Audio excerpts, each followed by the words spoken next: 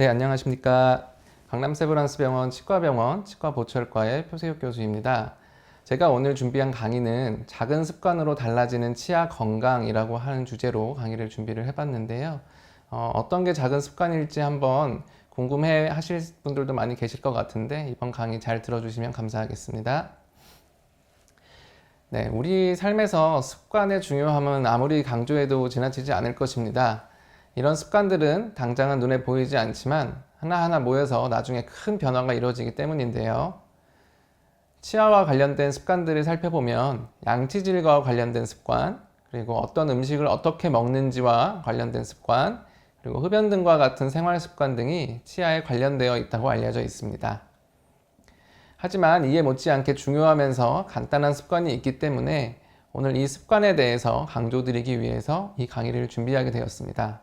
먼저 한국인의 습관에 대해서 알아보겠습니다. 아시다시피 외국인들이 뽑은 한국인의 빨리빨리 베스트 10을 살펴보면 계산하기 전에 다 먹어버린다든지, 웹사이트가 느리면 닫아버린다든지, 화장실에서 볼일 보면서 양치하는 것, 엘리베이터에서 닫힘 버튼이 눌러서 닳게 없어질 정도로 누르는 것, 그리고 자판기 커피가 내려오기도 전에 손을 넣고 기다리는 등 다양한 에피소드 등이 많습니다. 이런 빨리빨리 문화는 한강의 기적이라든지 아니면 배달 문화를 전 세계 최초로 창조해내는 이런 좋은 점으로 작용하기도 하지만 또 여러 문제들도 동시에 존재하게 됩니다. 이렇게 빨리빨리 세상에 살아가는 우리 한국인들은 불같고 급한 성격을 가지고 있고 한국인이 아니면 이해하지 못할 정도로 전 세계적으로도 특별합니다. 이러한 성격과 맞물려서 환자들이 병원에 와서 불편감을 표시하는 방식도 굉장히 화끈한 편이죠. 뿐만 아니라 우리 한국인들은 생존을 위해 굉장히 바쁘고 스트레스에 취약한 경쟁적인 환경에 노출되어 있습니다. 긴장과 불안 속에서 한국인들은 이를 악물고 버티는 습관이 생활화되어 있기 때문에 기본적으로 근육이 이완되어서 쉴 수 있는 시간이 절대적으로 부족합니다. 저희 병원 보철과에 내원하는 대부분의 환자들은 치아가 빠지거나 깨져서 혹은 닳아버려서 기능이나 심미적인 부분을 회복하러 오시는 분들이 많습니다. 제가 그분들에게 항상 물어보는 것이 있는 치아를 악무는 습관이 있는지 아니면 평소에 가만히 릴렉스한 상태로 입을 다물고 있을 때 상하하게 치아가 맞닿고 있는지를 반드시 물어보는데요. 대부분의 치아 문제가 있는 환자들은 이가 닿아 있는 상태가 정상적인 디폴트 값으로 알고 있는 환자분들이 많은데 이것은 치아에 상당히 해로운 부분으로 작용하게 됩니다. 더군다나 우리 한국인의 식생활은 단단한 음식들 천지입니다. 환자들은 기본적으로 깍두기나 김치는 씹을 수 있는 김치까지 씹을 수 있는 틀니를 원하고 오돌뼈를 씹어서 치아가 갈라져서 흔들리는데도 안 뽑고 살리겠다고 버티는 아주 자랑스러운 K푸드 민족입니다. 정말 치아가 쉴 틈이 없고 버티는 것이 신기할 정도입니다. 해부학적인 이야기를 조금 하자면 이런 저작과 관련된 대표적인 근육은 교근, 축두근, 내측 및 외측 익돌근이 있습니다. 내측 익돌근은 입을 다무는데 외측 익돌근은 입을 벌리는 데 작용하고 교근과 축두근은 다물어진 입을 더 강하게 다물어서 음식을 씹는 데 주로 사용됩니다. 따라서 우리가 K저작근이라고 불리는 것들을 공부하면서 관심 있게 볼 영역은 바로 이 교근이 되겠습니다. 이 교근은 Powerful Chewing Muscle로서 해부학적으로 표면층 교근과 깊은층 교근으로 나뉘고 광대뼈로부터 시작해서 하악각과 하악지 측면으로 이어집니다. 저작운동과 관련해서 TMJ, 턱관절을 안정화시켜주는 역할도 하고 있습니다. 우리 몸에서 일반적으로 저작계통의 근육들이 담당하는 주요 기능은 저작과 연하, 그리고 발음입니다. 대부분의 정상 기능들은 치아, 턱관절, 근육, 인대 등에 의한 생리적인 범위 내에서 발생하게 됩니다. 저작과 연하의 주요 시간을 살펴보면 매 끼니당 저작에 관여된 시간은 450초, 약 7분 30초 정도이며 하루에 4끼를 먹는다고 해도 30분 정도 소요가 됩니다. 저작 시에 치아가 맞닿는 시간을 0.3초로 가정했을 때 저작으로 치아가 맞닿는 시간은 하루에 9분 정도가 되는 것이죠. 연하는 식사 시간과 식사 이외의 시간에 지속적으로 일어나게 되는데 저작보다 연하 기능 시에 치아가 약하게 닿기 때문에 치아가 맞닿는 시간을 다 합해도 18분 이내 정도이며 저작과 연하를 합해서 계산을 해도 치아가 맞닿는 시간은 하루 24시간 중에 30분이 채 안 되게 됩니다. 나머지 시간들은 치아가 맞닿지 않는 것이 정상인 상태인 것이죠. 저작이라고 하는 행위는 저작 근육을 통한 하악의 운동을 유발하는데, 이때 치아에 의한 교합 상태가 안정적이어야만 하악 운동을 유발하는 근육의 힘을 제대로 지지하고 저항할 수 있게 됩니다. 만일에 불안정한 교합 상태가 지속이 된다면 근육이나 턱관절의 통증 및 손상, 퇴행성 변화 등으로 이어질 수가 있게 됩니다. 비기능 운동이라는 것은 앞에서 말씀드렸던 저작이나 연하, 발음을 제외한 정상적이지 않은 이상 기능을 말합니다. 이갈이나 이 악물기, 손톱 물기, 연필 물어뜯기 등 이와 같은 비기능 운동은 장기간에 걸쳐서 일어나게 되므로 근육 수축과 근육 활동 항진이 증가해서 나타나게 됩니다. 또한 과도한 교합 압력과 장기간의 치아 접촉이 발생하며 정상적인 씹는 주기와 일치하지 않습니다. 장기간에 걸쳐 일어나는 이 비기능 운동은 치아의 과도한 마모, 치주인대 공간 확장 및 치아의 동요나 이동성 파절 등과 같은 것을 초래할 수가 있게 됩니다. 제가 임상에서 마주하는 환자들의 대부분은 이 악물기에 대한 정의를 설명함과 동시에 본인이 이 악물기 습관이 있다는 것을 인지하는 경우가 많으며, 결과적으로 하악의 레스트 포지션, 가장 편안한 상태죠. 이 부분에 대해서 설명이나 교육을 받아본 적이 없다고 얘기하였습니다. 현대사회가 복잡해지고 불안이나 긴장도가 높아질수록 이 부분에 대해서 치과 의사들이 환자 교육하는 것들이 좀 필요하다고 생각합니다.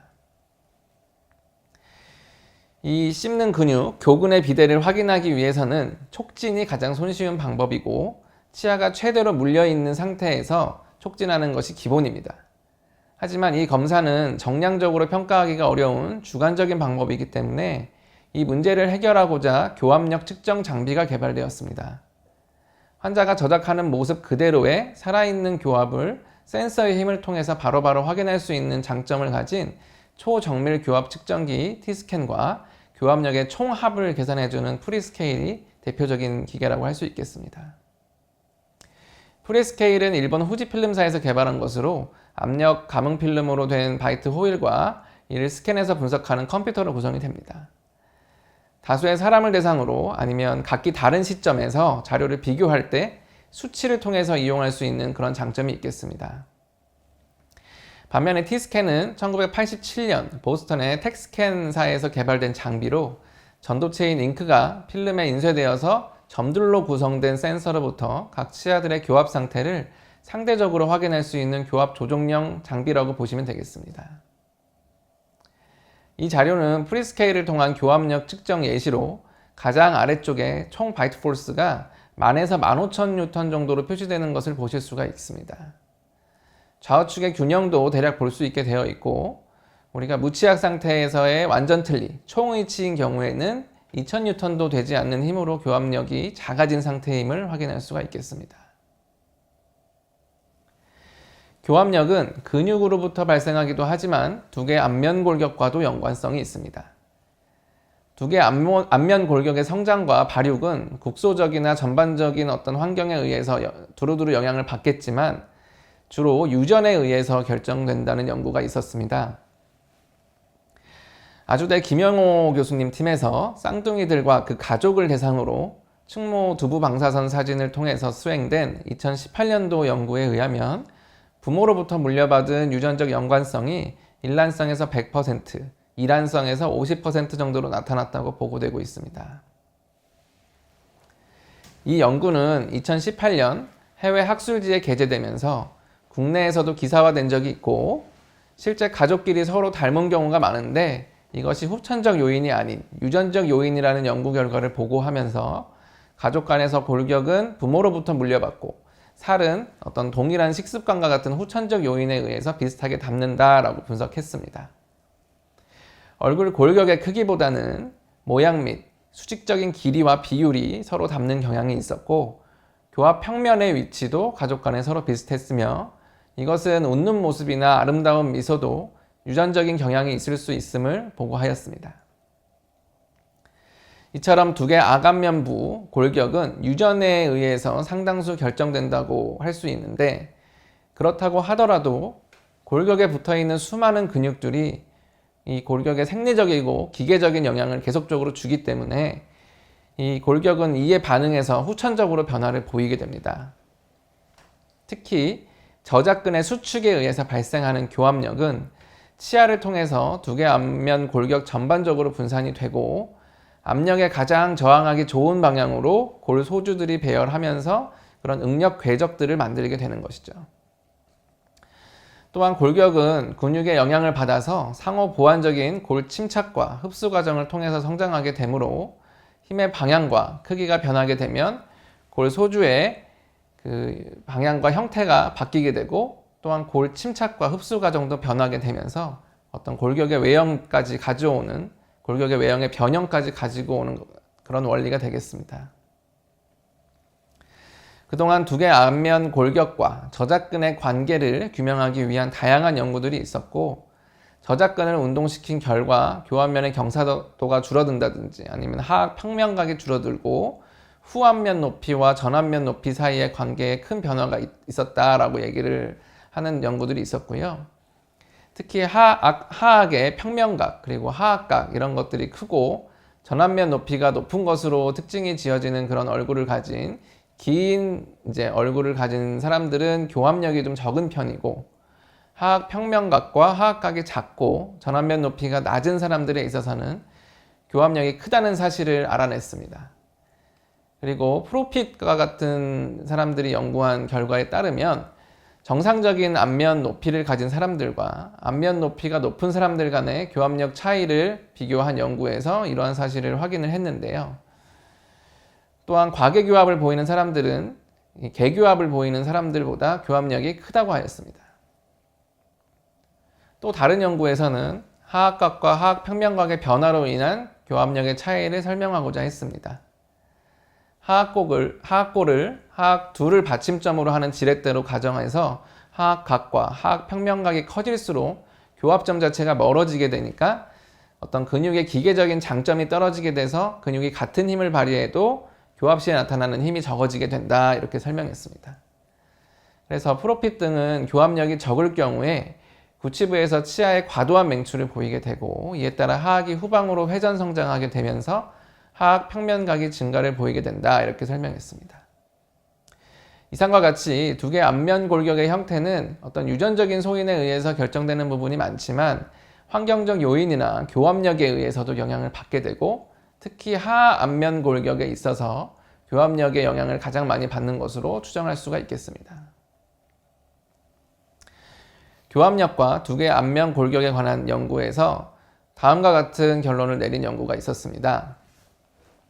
최대 교합력은 제1대구치에서 59.61kg, 구치에서는 45.38kg, 중절치에서는 17.1kg 정도 나타났다.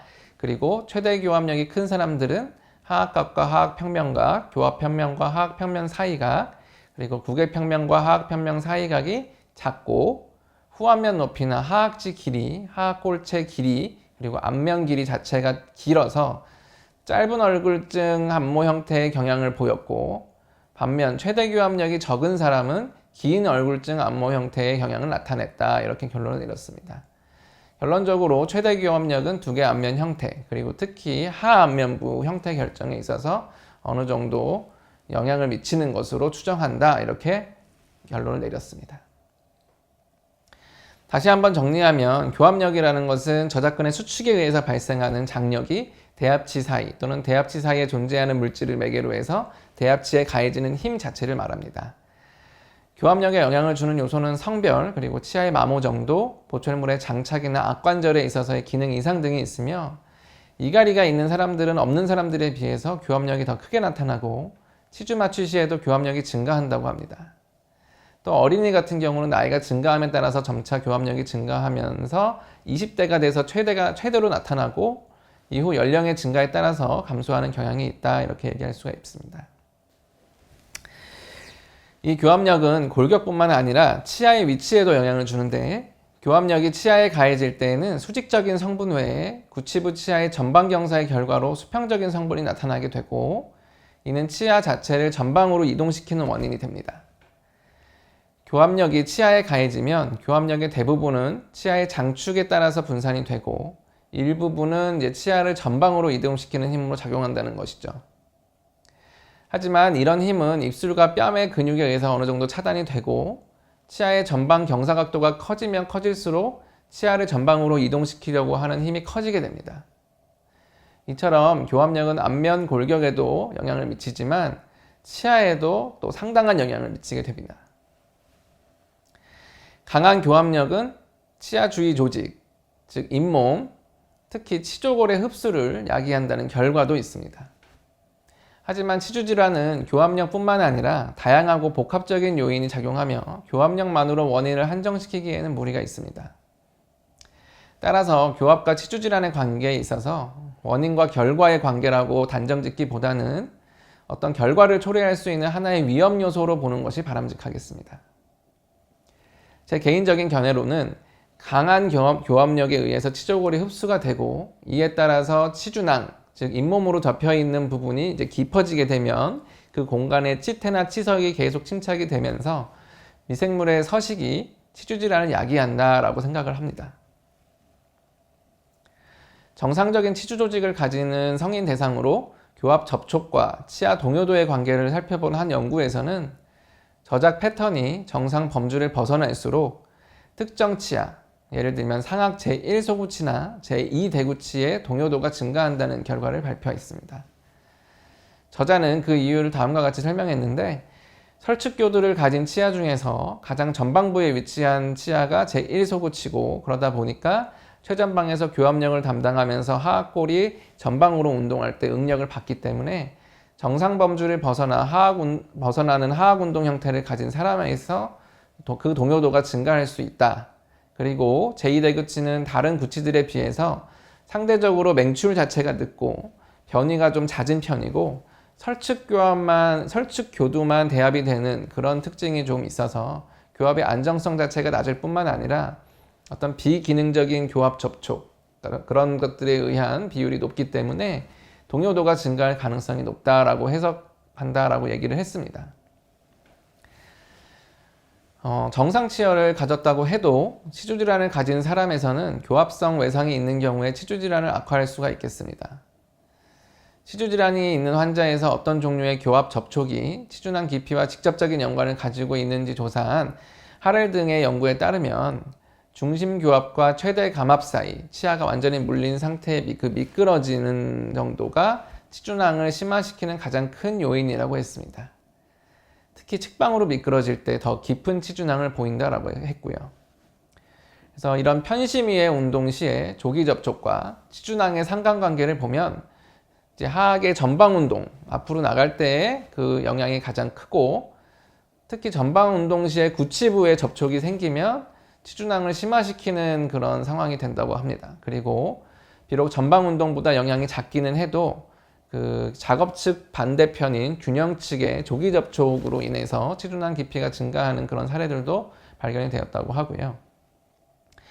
그래서 이런 치주낭 깊이 증가에 대한 기여도를 관찰해 보면 이렇게 교합성 외상이 흡연 같은 요소보다도 2.5배 정도 더 기여 요소가 높기 때문에 치주질환을 가진 사람들을 치료할 때 이 교합성 외상을 제거하기 위한 교합 조정이 상당히 중요하다고 얘기를 할 수가 있겠습니다.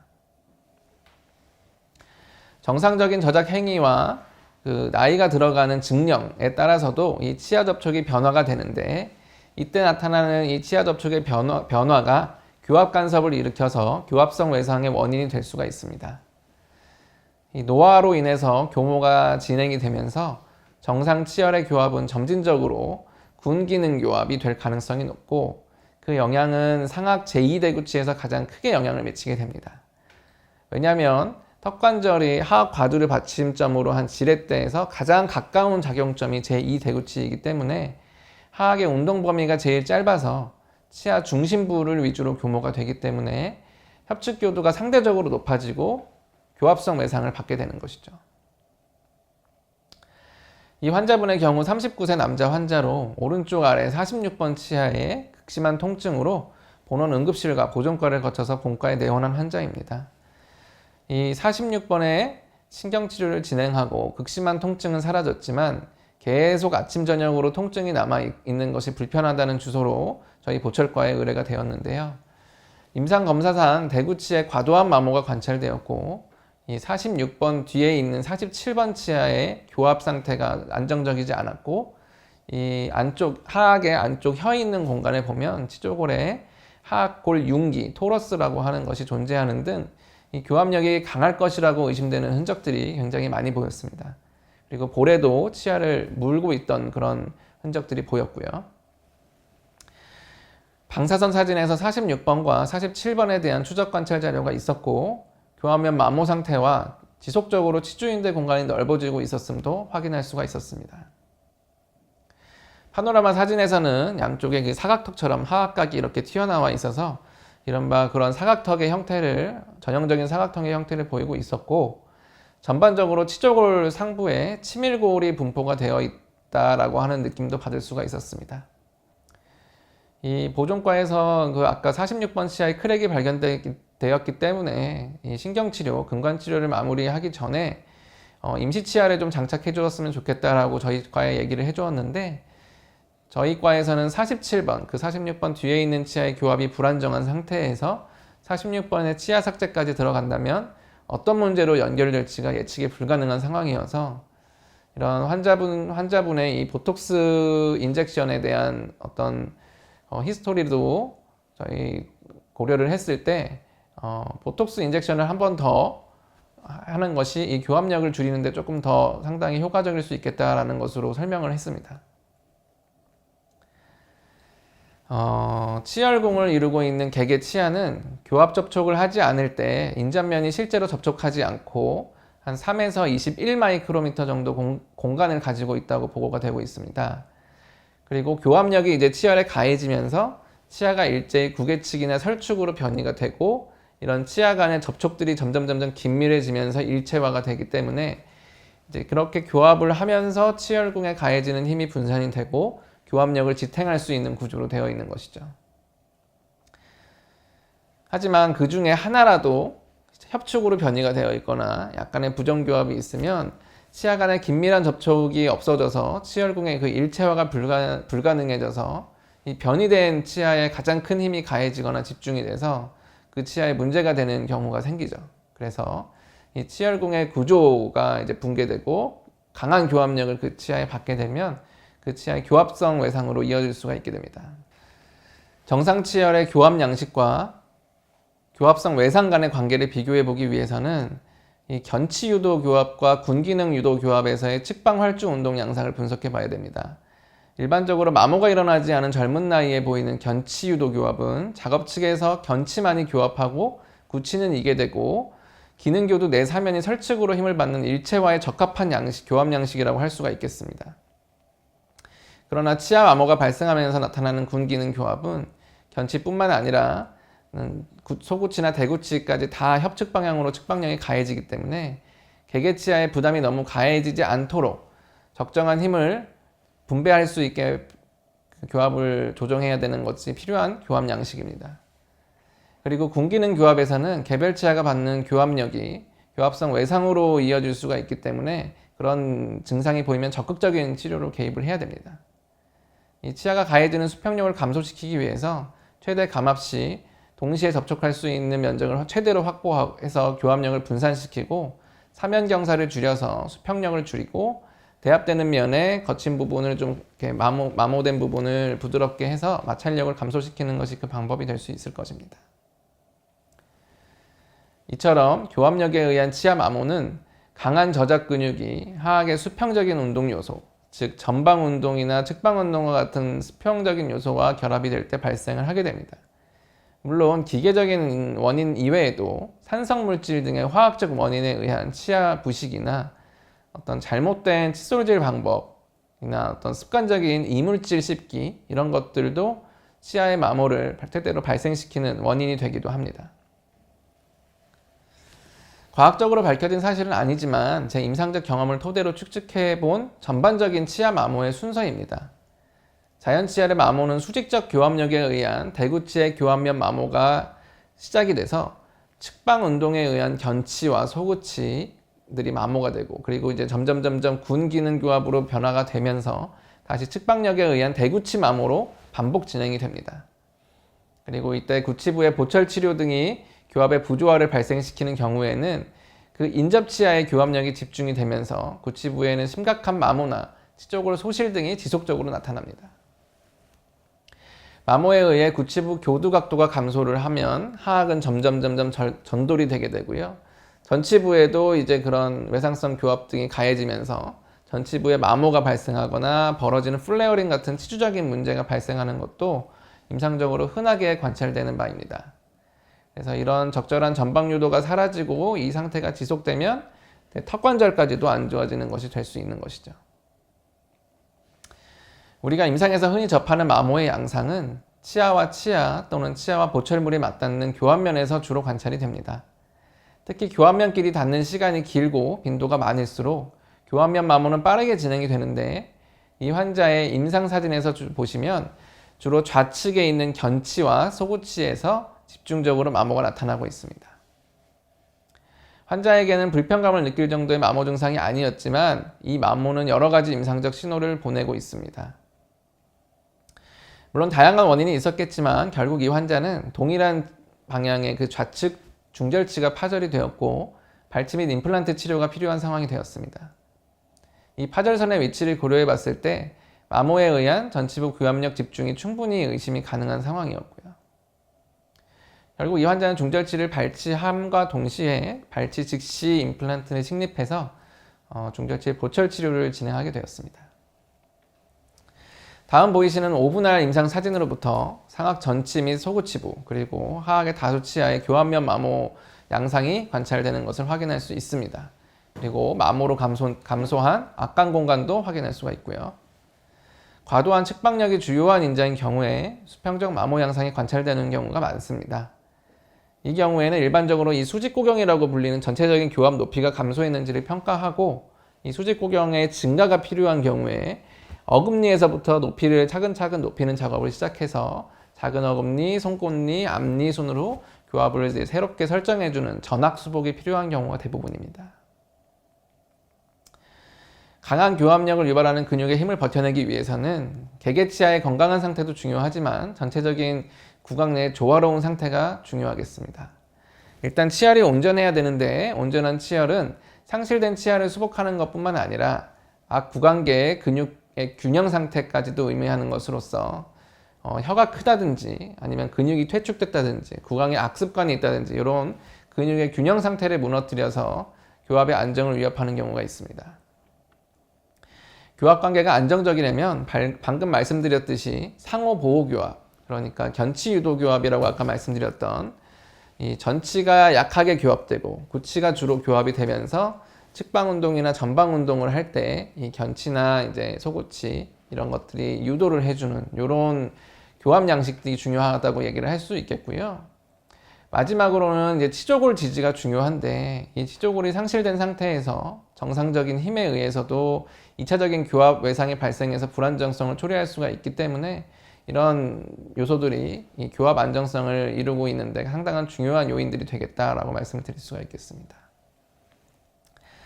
앞서 말씀드린 내용을 바탕으로 실제 치아마모 환자의 수복 및 재건 증례를 통해서 치료 방법을 말씀드리겠습니다.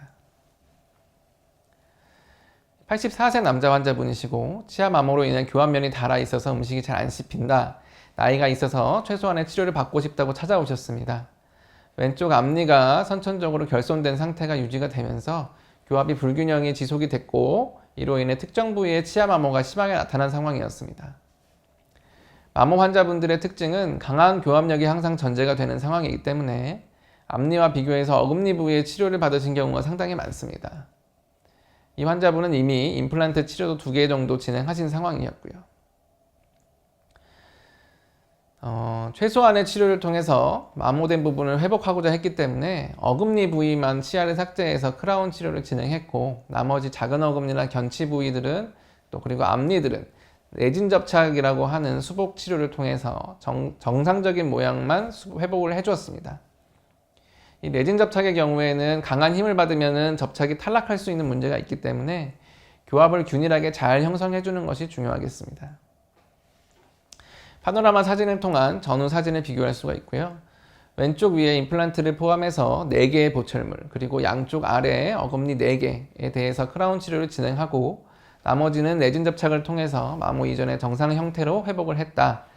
근데 이 부분에 대해서 최소한으로 치료를 했기 때문에 환자가 자기 나이 80에 치아가 회춘했다면서 굉장히 만족해 하셨습니다. 이분은 70세 여자 환자분인데 치아 삭제에 대한 걱정과 두려움으로 최대한 치과 치료를 미루시다가 이가 시리다는 주소로 찾아오셨습니다. 전반적인 치아에 걸쳐서 상당한 마모가 진행된 것을 볼 수가 있고요.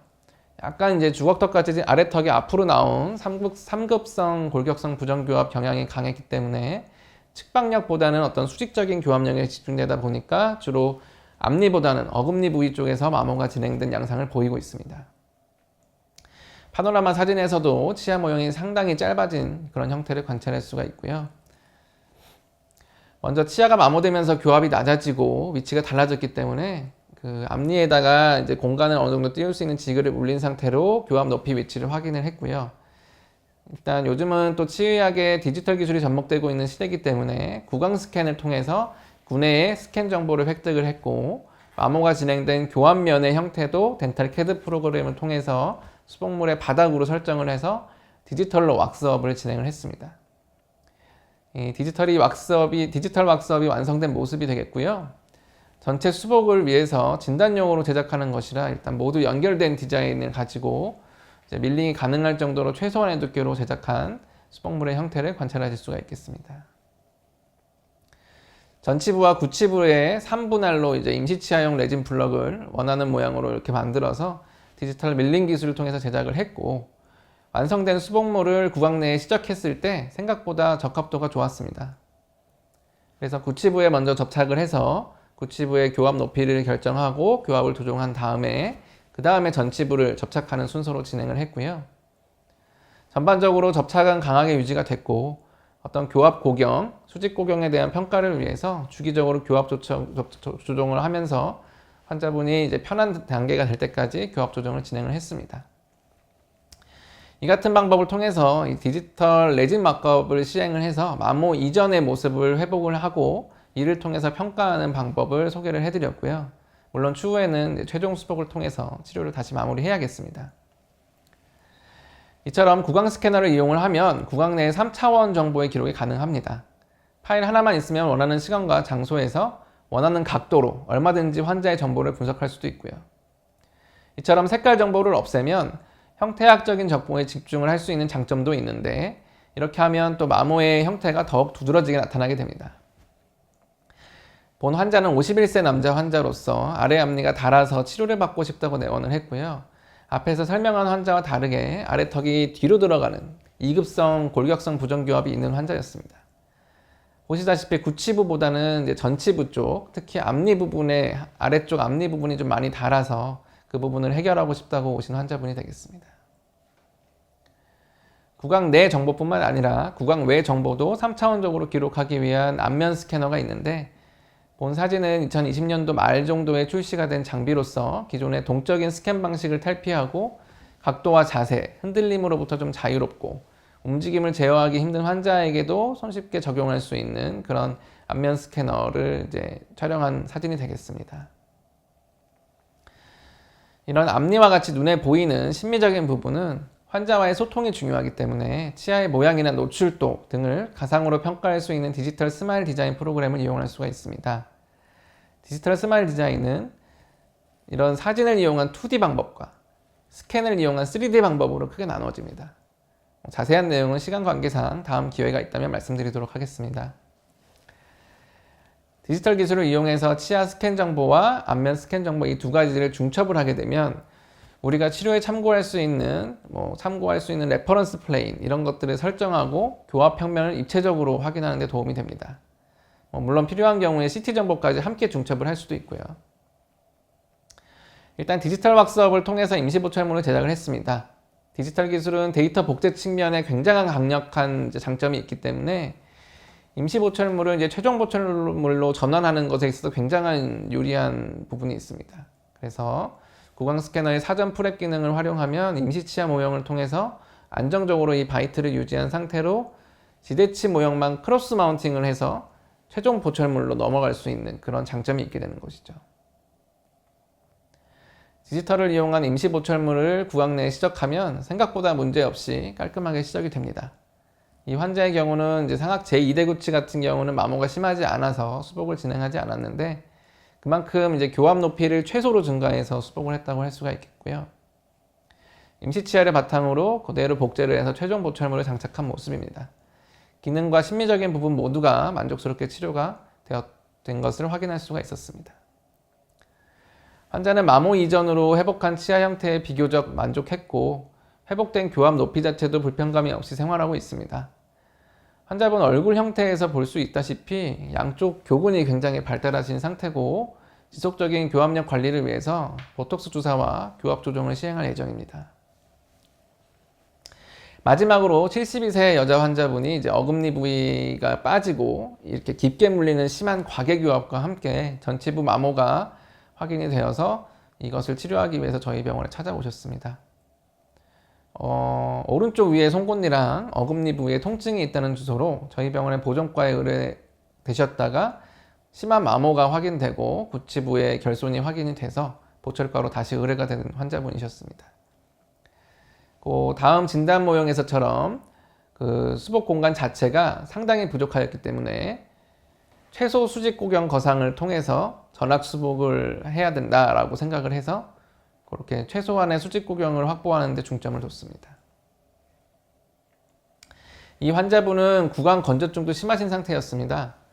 그래서 13번 우측 송곳니 같은 경우에는 2차 후식이 심한 상태였지만 일단 경과 관찰을 하기로 했고 치료 이후에 갑자기 부러진 15번 소구치 치아와 많이 흔들리는 왼쪽 24번 치아는 발치가 필요하다고 판단이 되어서 제가 이제 처음 만났을 때는 그 부분들을 발치를 하시고 저한테 찾아오셨습니다.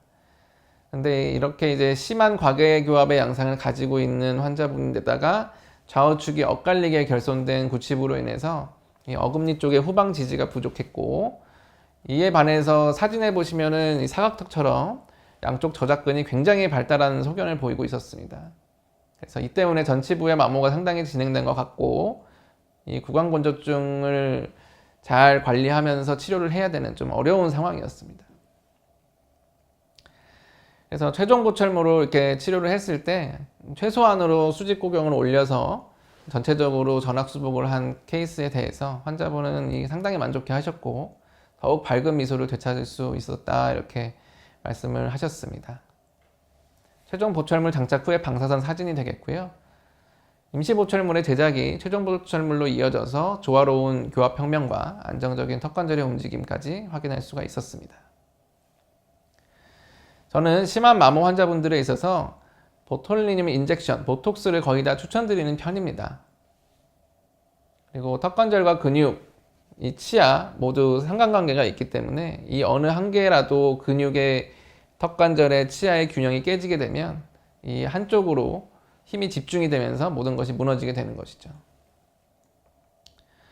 이 마모 증례에는 교합력 요소가 굉장히 강하게 작용하기 때문에 교합력을 적절히 관리하는 것이 유지관리 측면에 있어서 상당히 중요합니다.